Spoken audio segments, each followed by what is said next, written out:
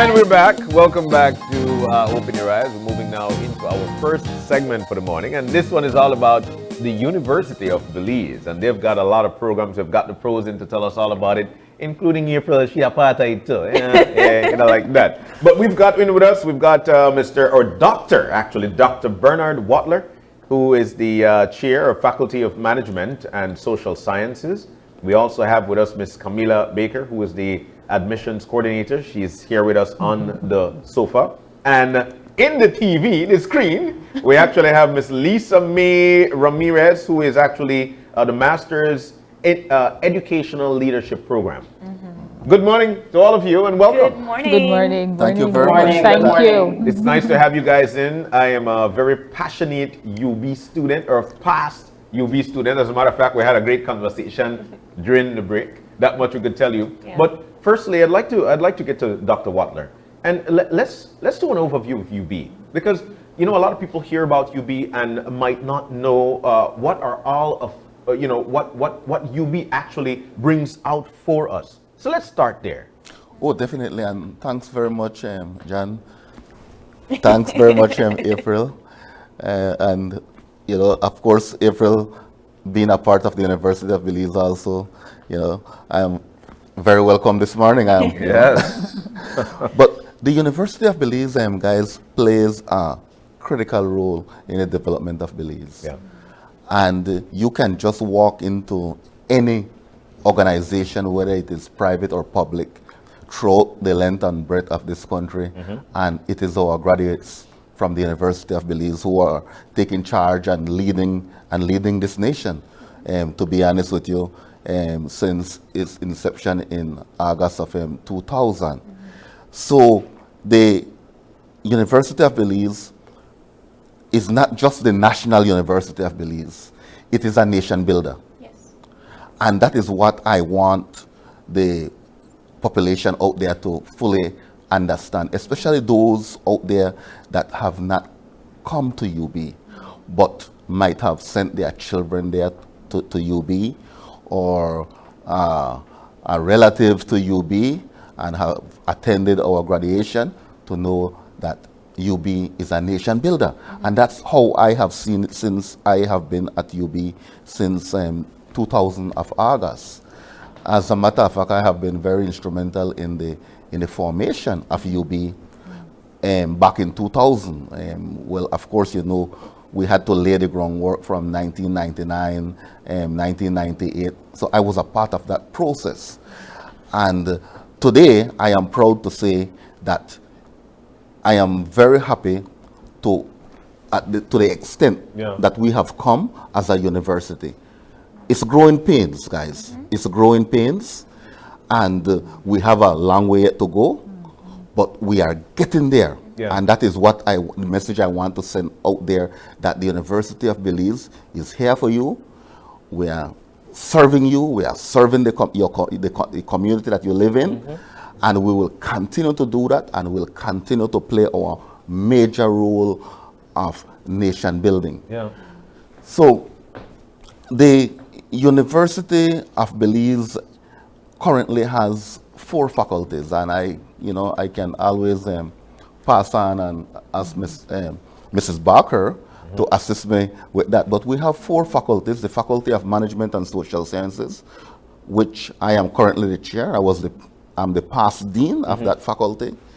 And we have the Faculty of Education and Arts. Excellent. We have the Faculty of Science and Technology. And then we have the 4th faculty, which is Faculty of Health Sciences. Okay. So in every area, we try to serve the country in. Just yesterday, I was in a meeting where we are now working on our own medical program, guys. Wow. So we'll be producing doctors very shortly. So the days of going to Cuba, San Carlos, Guatemala, Costa Rica, the University of the West Indies, and the Caribbean and the United States, etc., and abroad, basically, will be over shortly. Those days are marked. Yes, those days are marked. I like that. Those days are marked. So I am giving notice to all those areas, all those areas that the University of Belize is coming. Yeah.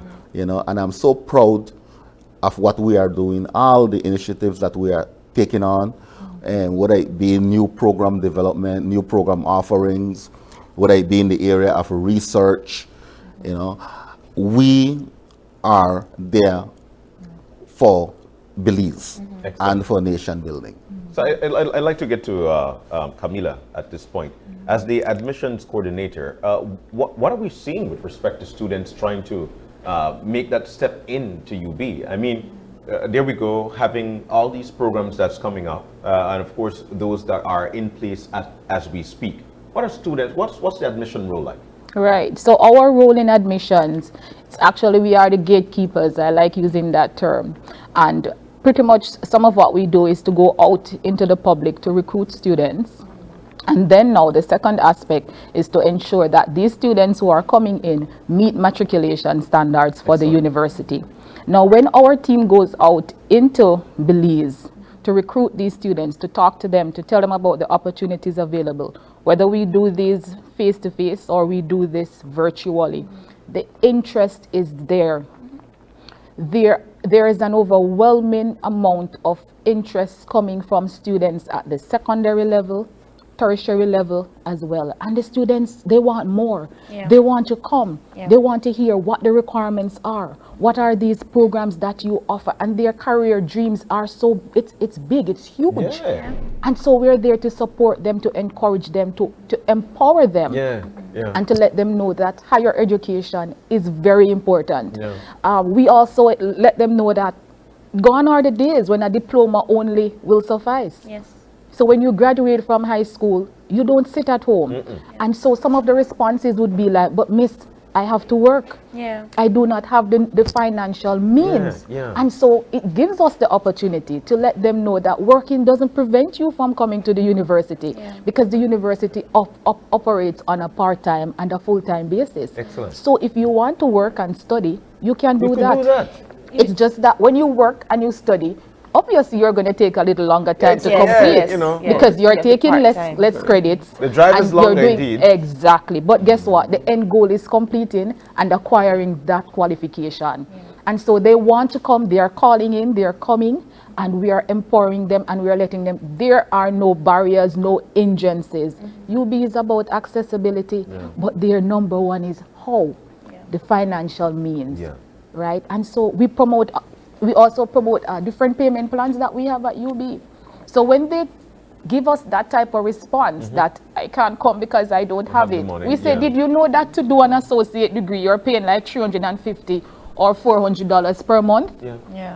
And they say, oh, we didn't know because we see the degree for $1,200, miss, per semester. I say, no. We have a payment plan. You pay 25% every month, and that's about $400. That's it. If you're in a science, or $350 if you're in a business program. And it opened their eyes, and they're like, wow, I could afford $350 per month, or I could afford $450, and we do that to help students to succeed.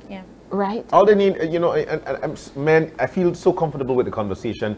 All they need is that avenue, which brings me to ask about, while their payment plans, there's some folks who might not be able to meet that $350, $400 per month. Scholarship programs. Do we have that at UB? We do have some scholarships at the university. We had up to 40 sports scholarships at one time, pre-COVID. And those scholarships were filled up like nothing. Students maintaining their 3.0 GPAs to remain on their scholarships, full housing, food, transportation, that type of thing. So we have several scholarships that going for these students. Those scholarships are coming back, of course, because you know, with COVID, some things were suspended. So we have those. We have the BTB, Belize Tourism Board scholarship that's also tenable at the university for students who are in the bachelor's in tourism. You can apply through the BTB. You can obtain those type of scholarships. So you just made a very key note there. Pre-COVID, COVID, and we can't say post, right? Because we're not done yet. But we're still battling it. But talk to us about coming back in August. Is UB going back to school full time with kids in classrooms? All right. Well, awesome. Yes, we could all talk about that. Yes, we could all speak about that. But And that's one of the questions that come into admissions a lot. One of the inquiries, are we going back face to face for August? And we tell students, yes, we see the changes, right? Persons, yes, they want to come back and have that interaction. I met a student yesterday and I directed him to the records office to pick up a program change form. And he said, Miss, I don't know where the form is. I said, wait, how long have you been enrolled with us now? Almost completing, he's almost graduating. He said, I don't know the office, I've not been on the campus. Oh man. I had to direct this final year students 2 years, right? 2 years. So students are looking back at getting into the classroom and they are embracing that. But we do have the crowd of professionals, working class people who are want to see online, clamoring for the online. So we will have a section of each of our courses being delivered online, right, Doc? Correct. And so there's a section for online, section for in. But there's a catch to it, because students have to register early, very early if you want to catch that online section. I could safely say that all of my sections are filled up for online. and the funny thing, guys, is that pre-COVID, we had to literally close sections of classes that were online. The students did not want them. Now the experience that we have is that all the online sections are filled. And the face-to-face sections are still open. Oh wow. So we've got that going on at the UB. Yes. So we find it very strange. We love it though, because we are here to serve the general population, as I told you, in our role as nation builder, and that is what we do. So we will try to accommodate the working individual. An individual might, in the pre-COVID, might have not have been working, but now during COVID, they might be in the workplace now. Now they are in the workplace, and they are telling us, John, they are telling us that, sir, we are now working. What is UB doing to accommodate us now? The working because we are exactly to excel with their education. So what which leads us to Miss Lisa. At least Miss Lisa, we'll not forget you. We see you. We're definitely coming to you. So she's the coordinator for the Masters in Educational Leadership Program. Which of course would like to get an explanation on. So Miss Lisa, this is this is that time whereby we learn more about the Educational Leadership Program. What is that about? And it does say Masters. So tell us about that. Yes, it is a Master's in Educational Leadership, and it targets working professionals, school administrators, principals, vice principals, senior lecturers or teachers who aspire to administrative roles in their educational institutions. We want to ensure that we empower that component of leadership in our school system, and the Master's in Educational Leadership does exactly that. It was started in 2018. We graduated our first cohort in 2020 under the strains of the COVID-19 pandemic, and we were successful in graduating 36 Masters in Educational Leadership students. I am currently coordinating 2 cohorts. The first is starting thesis work this summer and scheduled to complete their thesis in December of this year. And I am also coordinating cohort 3, who has finished 2 complete semesters and are looking to start their first summer course. The reception to the program has been amazing. I'm a very busy person. We just did Facebook Live, and after that Facebook Live, my inbox has been overwhelmed with individuals asking for more information and what they can do. And I like what Dr. Wattler and Mrs. Barker was saying, because the number one question I get is, Miss Lees, I am a working professional. Please tell me that this program is fully online, because that is the only way that I see myself completing this degree. So I have assured them that for the time being, it is fully online, and I have yet to receive word whether that particular program, given the overwhelming enrollment of working professionals, is going to actually have any degree of face-to-face component. When cohort 1 started before the pandemic, what happened was that some of the students met on Fridays or Saturdays, and so it was a mixture. It was this hybrid blended approach. But currently, I'm telling you, the number one question that everybody is asking me is, please tell me it's fully online. Right. Correct. How does this, how can you enroll into this program? If I come with an education degree from outside, if I come with a bachelor's from UB, can I, as an overachieving associate, go from my bachelor's straight into a grad program? You need a bachelor's degree from any institution and a GPA of 3.0. Those are the only two stipulations that are outlined on the brochure. Okay. How has the enrollment process been so far from pre-COVID to now? Well, I have 2 full cohorts. I am looking forward to perhaps welcoming a 4th cohort here in August, but I am still fielding applications. So anybody who's interested can certainly reach out to me, and I will help to facilitate that particular process for them. This is a 1-year program, a 2-year program? A 2-year program. You start with the scholarly writing seminar because we need to ensure that you understand the rigors of academic writing, which is tantamount to your success in the program. And so in your very first semester, you start in October and you complete this rigorous scholarly writing seminar in order to prepare you for your other courses. And then you go into your full semester and you complete your thesis work in December of the following year. Okay. So, you know, a lot of people dream, because mom and dad might have been teachers, is to be, you know, a top-tier educator in our country. Let's talk about how affordable is it? How affordable is this program? Yes, well, each credit hour is about $350. And I like Mrs. Barker's emphasis on that payment plan, because that is certainly in place for the Masters in Educational Leadership. When you enroll, I issue you an estimated sequence and the payment plan breakdown, which comes to about $700 monthly. I know that the University of Belize also partners with other financial institutions to get loans and so forth. Can you tell us a little bit about those? Yes, we have a strong partnership with DFC, and that has been going on for quite some years now.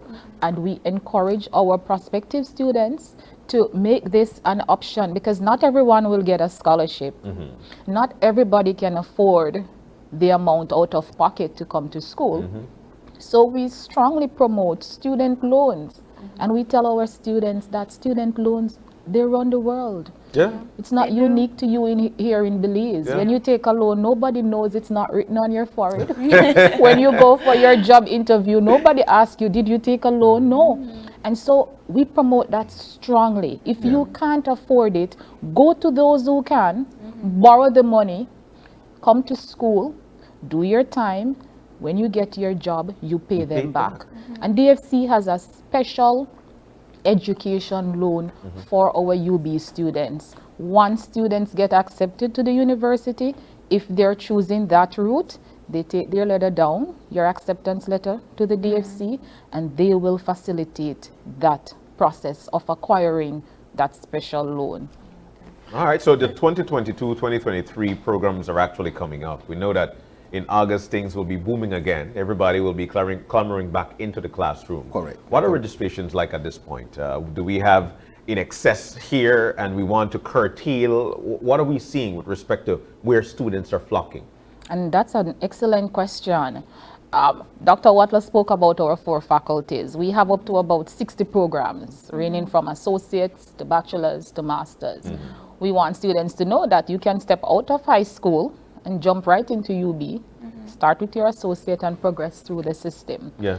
When you talk about what numbers are looking like and what program enrollments are looking like, when you look at the Faculty of Health Sciences that offers pharmacy, Bachelors of Science Pharmacy, Bachelors of Science Medical Laboratory Science, Bachelors of Science in Nursing, those programs have overwhelming applications coming in. Yeah. Right now we have waiting lists for those programs. Oh, my. We had to close those off because they are all full to capacity. Certificate in practical nursing.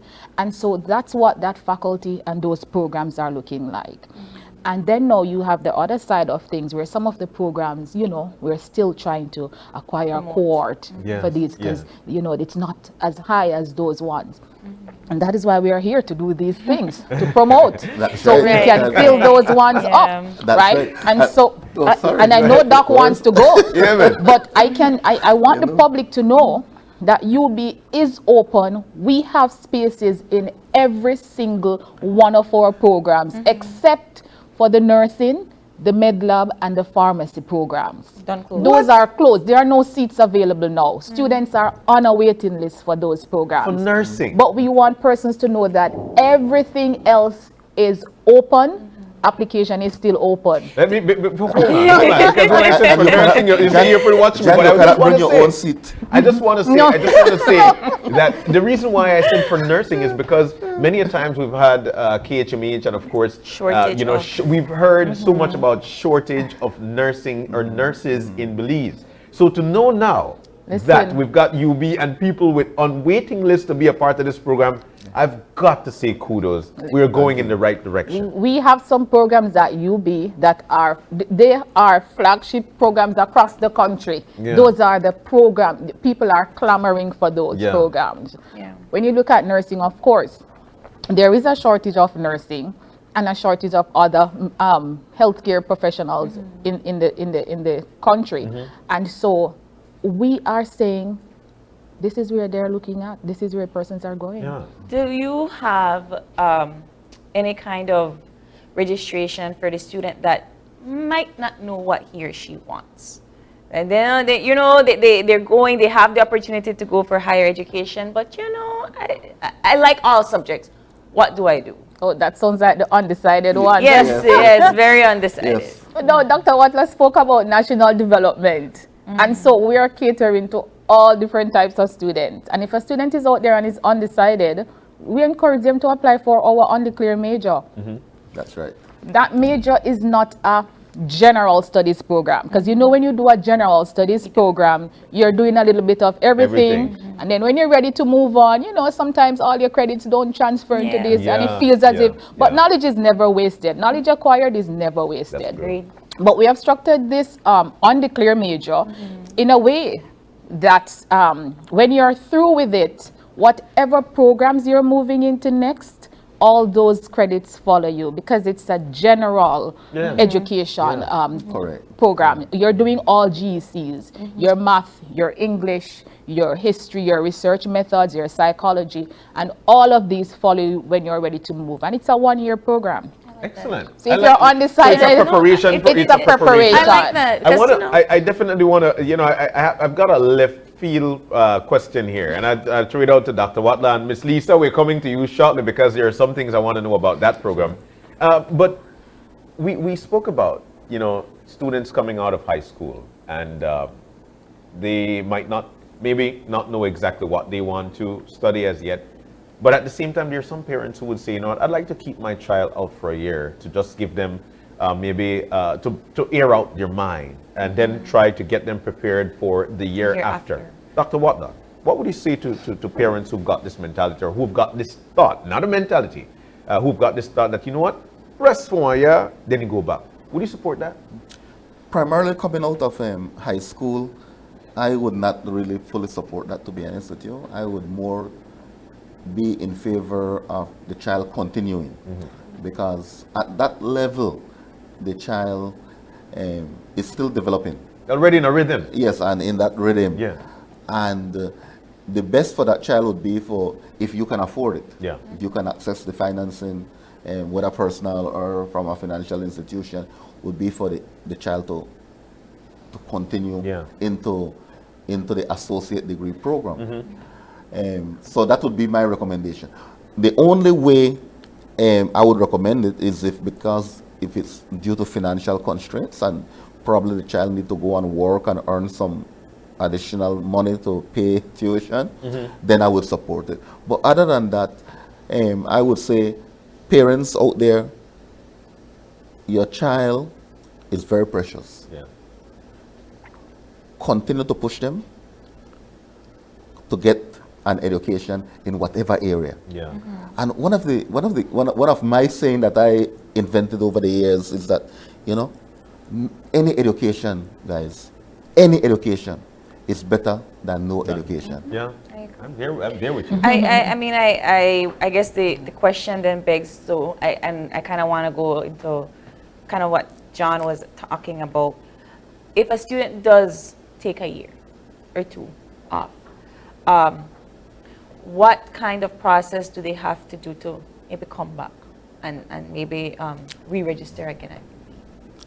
If they had already started the university, Yes. ooh, it's almost seamless, right, Yeah. Mrs. Barker? Yes. And if we had already admitted them into the university, all they need to do is to fill out what you call a readmission Readmission. form. Okay.